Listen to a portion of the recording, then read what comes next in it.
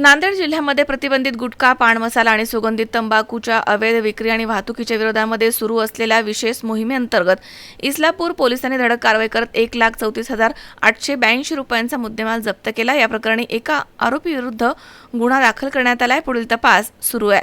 3 जुलै रोजी इस्लापूर पोलिसांना मिळालेल्या माहितीनुसार त्यांनी तोंडब्बा मार्गावरती नाल्याच्या जवळ सापळा रचला। यावेळी रॉयल एनफील्ड मोटरसायकलीवरनं विक्रीसाठी प्रतिबंधित गुटखा, पान मसाला आणि सुगंधित तंबाखूची वाहतूक केली जात असल्याचं निदर्शनास आलंय।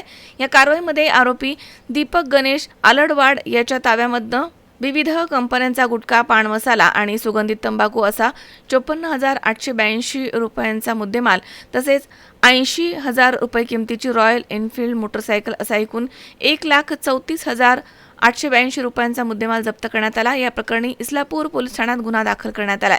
ही कारवाई पोलीस अधीक्षक डॉक्टर निलाभ रोहन यांच्या मार्गदर्शनाखाली सहाय्यक पोलीस निरीक्षक रमेश जाधवर यांच्या नेतृत्वाखाली पोलीस उपनिरीक्षक कागणे तसेच पोलीस कर्मचारी नागरगोजे, साखरे आणि इस्लापूर पोलीस पथकानं केली आहे। मजहर शेख, सी 24 तास, नांदेड।